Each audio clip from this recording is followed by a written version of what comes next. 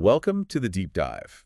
This is where we take stacks of sources, notes, research, all that stuff, and we dig out the most valuable knowledge, the best insights, just for you. Think of us as, like, your guides through all the information. We help you cut through the noise. Get straight to the good stuff. Exactly. Absolutely. And today, our mission, well, it's to unpack a really unique collection of advice. We're diving into excerpts from a guide called GQ How to Win at Life. Right. And it's kind of fascinating because it follows this long tradition, doesn't it? How so? Wow. Well, back in 1859, Samuel Smiles wrote Self-Help. Huge hit. Oh, yeah. Yeah, used inspiring stories, Napoleon, Sir Walter Scott, people like that, to teach about confidence, money, overcoming challenges. So practical life advice through stories. Exactly. And this guide, it does the same kind of thing, but, for now, modern topic. And a wild variety of topics, I gotta say. Oh, definitely. It's all over the place, in a good way. From super practical things you might do today to skills you really hope you never need. Right. But still fascinating to learn about. Totally. So let's jump in. Let's unpack some of these. Okay, let's kick off with the everyday stuff. Those little moments where knowing a bit more makes a difference, like eating sushi properly. Right. It's not just about avoiding dropping it, is it? Apparently not. According to Matsuhisa, the expert in the source, you should use chopsticks for sashimi. That's clear. Okay, sashimi chopsticks. Got it. But for other kinds, like nigiri or maybe Mickey balls, fingers are actually okay. Really? Fingers? Yeah, perfectly fine. Sort of thumb and index finger. Gently pick it up. Huh. And what about that pink ginger, the gori? Ah, yes. Most people think it's just, decoration. Or maybe eat it with the sushi. I might nibble it sometimes. Is that wrong? Well, its real purpose is to cleanse your palate. Cleanse the palate? Yeah, you eat it between different types of fish. It resets your taste buds so you can really appreciate the next piece. It's part of the whole experience. Okay, that's genuinely useful. I'll actually do that now. Right. All right, speaking of simple things with hidden techniques, knife safety. In the kitchen. Oh, crucial one. What's a key mistake people make? Getting the chopped stuff off the blade, big one. Never run your finger down the sharp edge.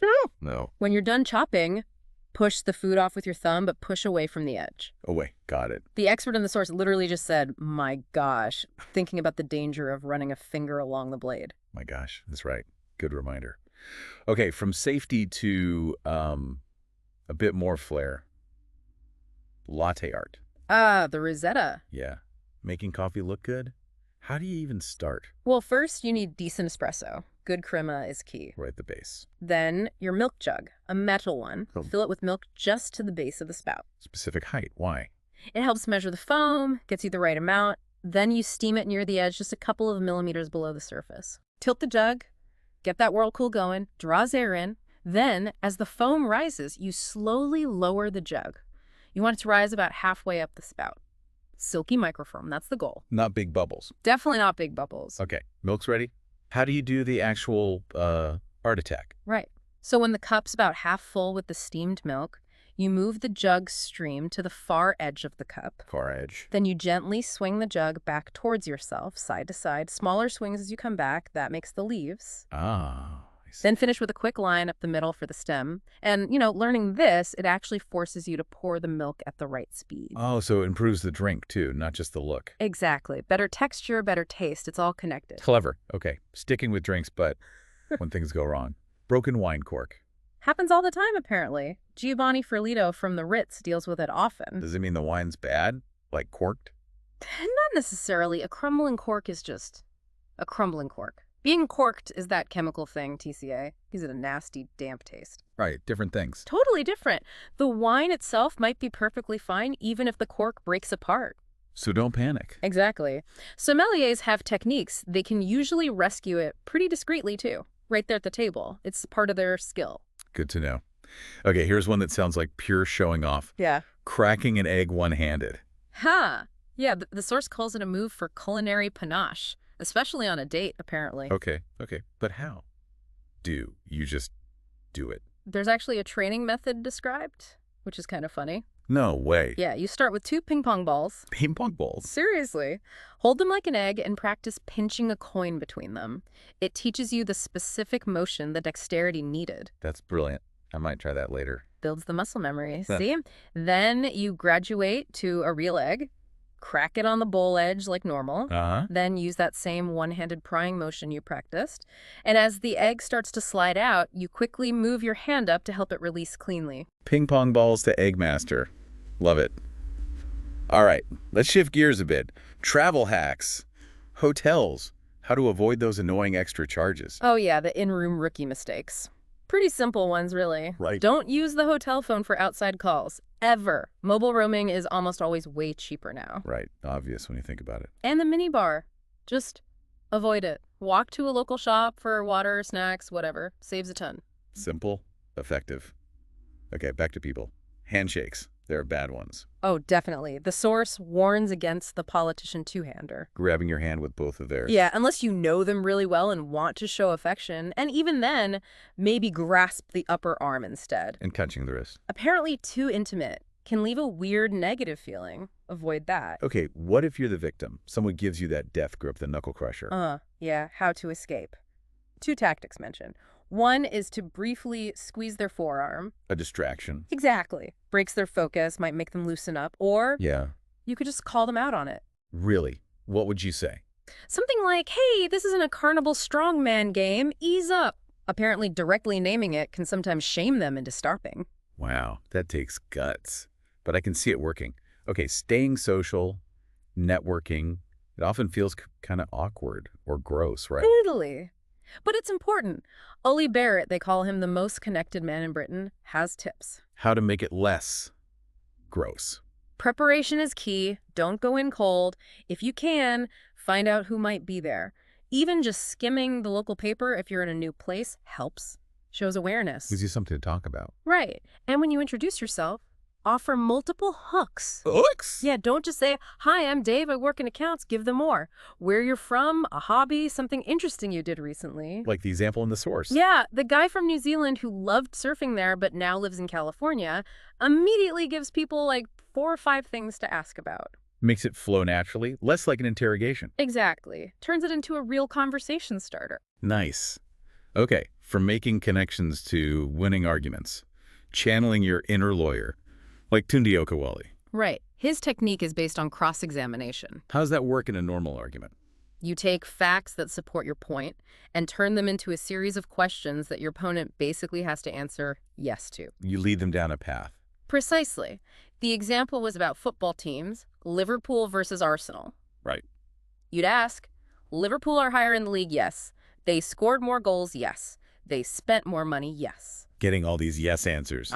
Then you hit them with the conclusion. So, based on those facts, you'd accept Liverpool are the better team. And because they agreed to all the steps. Saying no at the end feels illogical, almost ridiculous, even if they don't want to agree deep down. That's smart. Very logical. Okay, last one for this section. Spotting lies.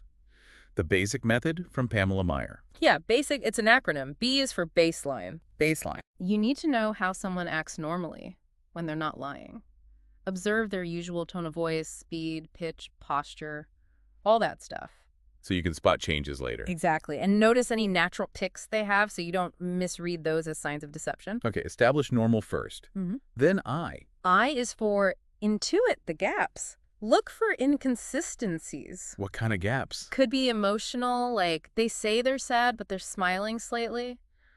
Factual gaps, story doesn't match known facts. Behavioral gaps, acting really out of character. Or logical gaps, the story just doesn't make sense. Things wouldn't happen that way. So use your gut and your brain. Right. Gut feeling helps with the emotional stuff, but logic is really powerful for spotting the other inconsistencies. All right, wow. We've covered a lot of ground there. Yeah. Sushi, knives, coffee, arguments, lies. Now let's shift gears pretty dramatically, actually. Yeah, this next section gets into some less common situations. Definitely less common. Skills for the truly unexpected, starting with something really intense. Surviving a kidnapping.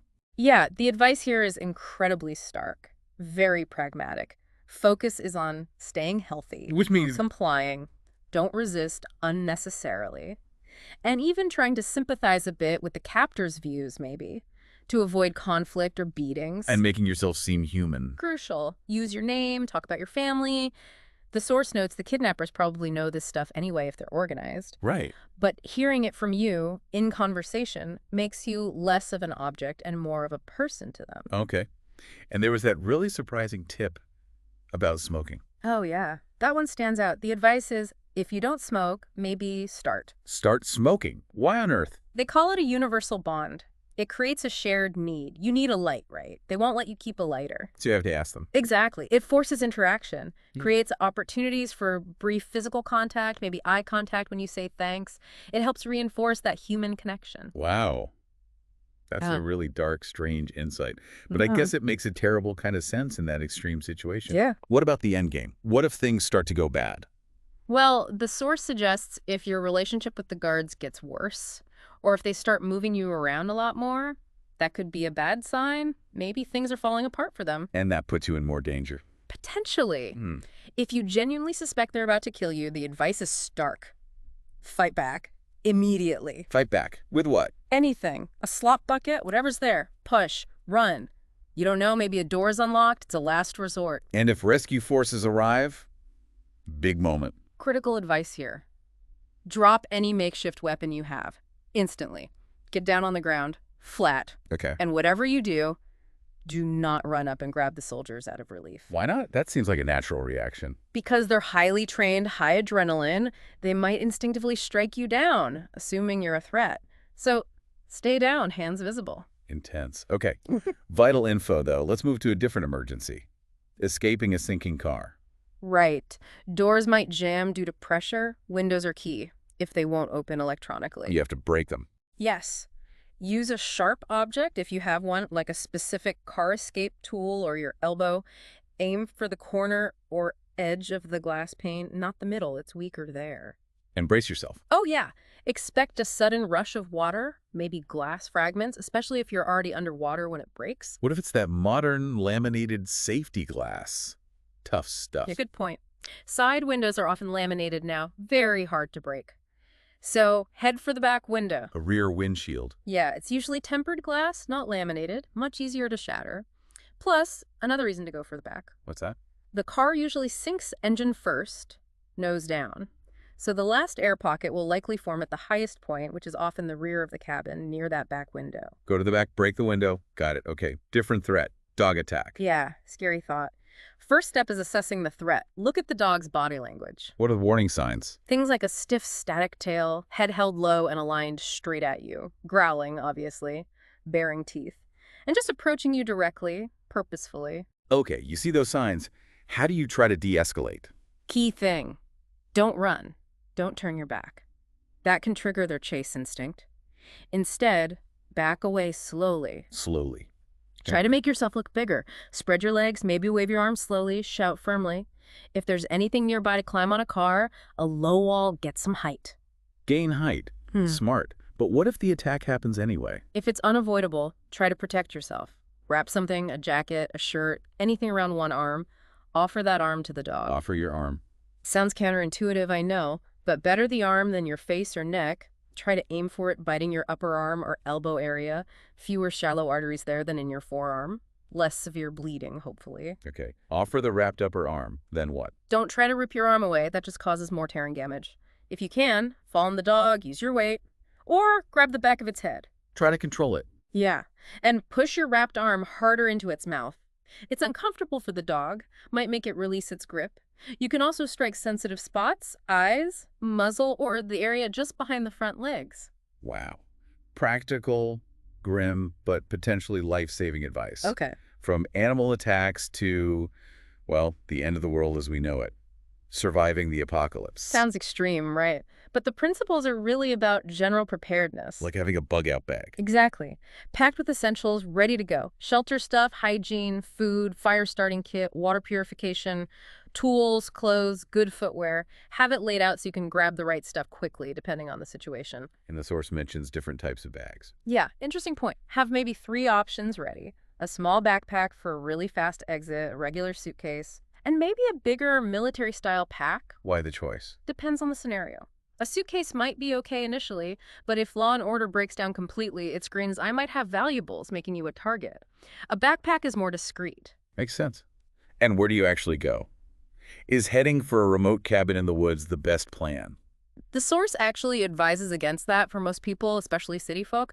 You probably don't have the skills to survive long-term in true wilderness. So what's better? Identify a potential safe haven beforehand.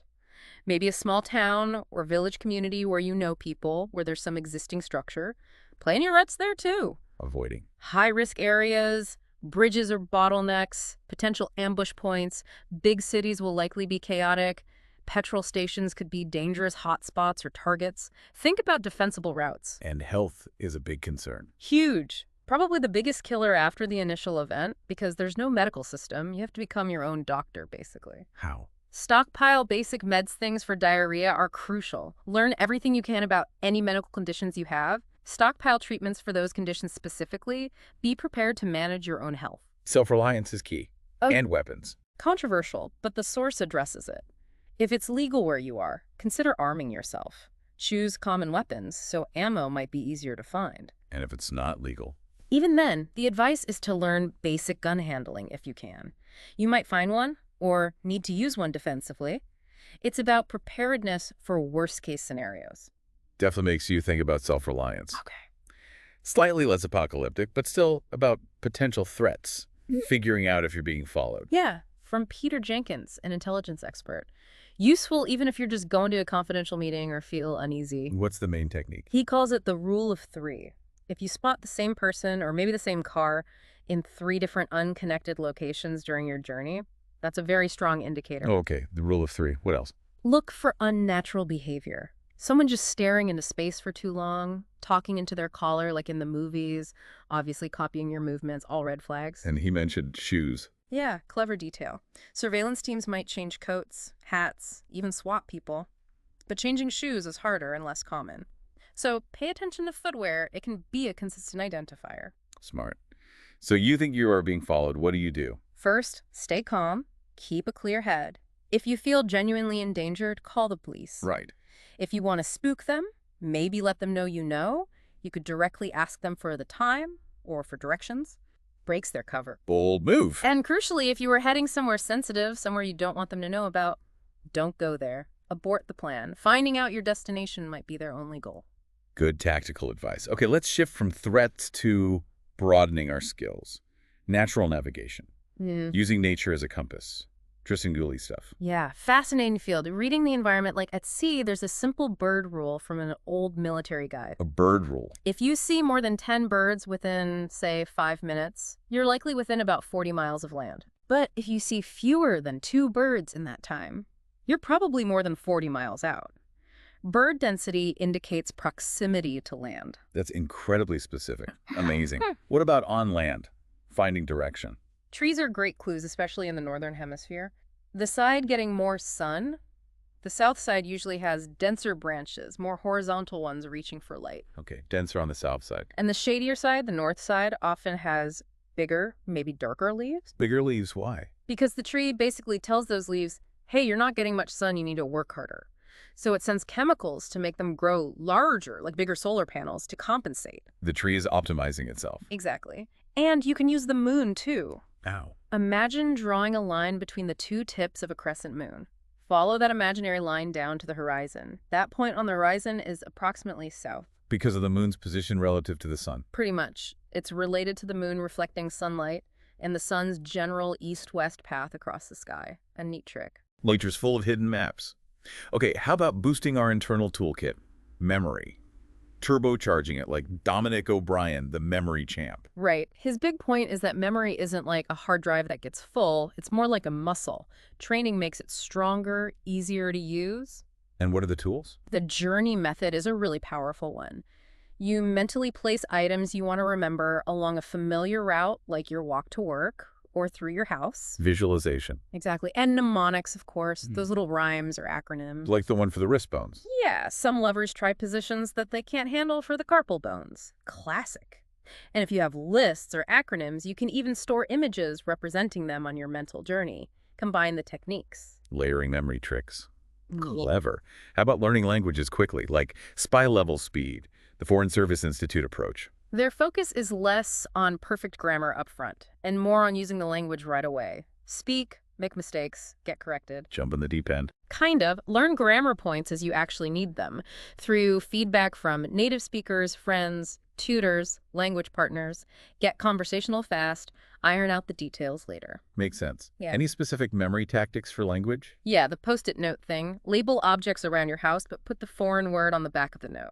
On the back. Why? So you see the object, you have to try to recall the word yourself first before you flip the note to check. It forces retrieval practice, which really strengthens memory. Active recall. Smart. Also, know your true friends, words that are similar in both languages and mean the same thing. Easy wins, but definitely study lists of false friends. Ah, the tricky ones. Yeah, words that look or sound similar but mean something totally different. Knowing those saves you from potentially embarrassing mistakes. Good tip. Okay, let's lighten up for the last couple of skills. Singing better. Right. Key thing. Don't sing from your throat. That strains your voice. Sing from your diaphragm. That's where the power and control come from. Breathe from the belly. Exactly. Notes resonate in different places. Lower notes more in the chest, higher notes more in the head. And middle notes. That's the decision zone. You can choose to push your chest voice higher for that belting sound, like Chuck Berry maybe. Or, if that sounds awful for you, use your head voice for a smoother sound in that range. Find what works for your voice. And is there a simple trick for better tone? Yep. Smile. Just smile. It sounds silly, but smiling naturally opens your mouth cavity and lifts your soft palate, that fleshy bit at the back of the roof of your mouth. Lifting the palate is crucial for good resonance. Creates more space for the sound. Right. And try to aim the sound so it feels like it's hitting the back of your front teeth. Brings the voice forward, makes it clearer, brighter, without needing that huge, wide-open jaw like a classical chorister. Smile. Aim for the teeth. Got it. Okay, last one. Practical stuff for the home. Hanging art. Simple tips here, but important. First, sunlight is the enemy, especially for photographs. Direct sun will make them fade incredibly fast. Avoid it. Keep photos out of the sun. What else? Think twice about putting valuable art in the bathroom. The humidity, the environment. It's just not ideal. The source mentions seeing a pricey Peter Doig painting in a loo and thinking, maybe not the best spot. Yeah, probably not. What about hanging a lot of pictures together? That gallery wall or salon hang style? Best way is to plan it on the floor first. Lay them all out, put the biggest one down, maybe slightly off-center, like middle left, then arrange the others around it by eye. Play with the composition until it feels right. Arrange on the floor first. Good idea. Then, when you hang them on the wall, don't obsess over measuring every single gap perfectly, but do leave some space between them, at least 4 or 5 centimeters, say 1.5 inches to 2 inches. Why the gap? Lets each piece breathe visually, stops it looking too cluttered, gives each artwork its own space, even when part of a group. Wow. Okay. We have gone from how to eat sushi Right. through latte art, spotting lies, surviving kidnappings, sinking cars, Natural navigation, memory tricks. learning languages, singing better. It's just an absolutely incredible range of insights, all from this one source material collection. It really is fascinating when you lay it all out like that, isn't it? You start to see connections, maybe. Like what? Well, between the everyday skills and the extreme survival stuff, there are common threads. You know, observation is key in almost all of them. True. Observing sushi etiquette, observing liars' baselines, Yeah. observing bird patterns. Exactly. And preparation. Whether it's prepping milk for latte art or prepping a bug-out bag, plus understanding psychology, how to handle a bad handshake, how to make yourself human to captors, and just knowing when to act decisively. Yeah, that decisive action comes up a lot. Breaking the window, fighting the dog, calling out the argument. This whole deep dive, it really hammers home that being, well-informed or capable isn't just about big ideas or world events. Right. It's also about having this, toolkit of practical know-how. Yeah, for the everyday stuff, the curveballs, and even the things you hope never, ever happen. It just makes you feel a bit more ready, I guess. Definitely gives you a bit more confidence just knowing these things. So thinking about this wild mix we've covered, from, cracking that egg one-handed. The ping pong ball practice. Right. To escaping a sinking car or navigating by the moon. What skill out of all of these do you think might be the most surprisingly useful or applicable in your own life? That's a good question to ponder. Something for you, the listener, to mull over too. Which of these unexpected skills might actually come in handy? We'll leave you with that thought until our next deep dive.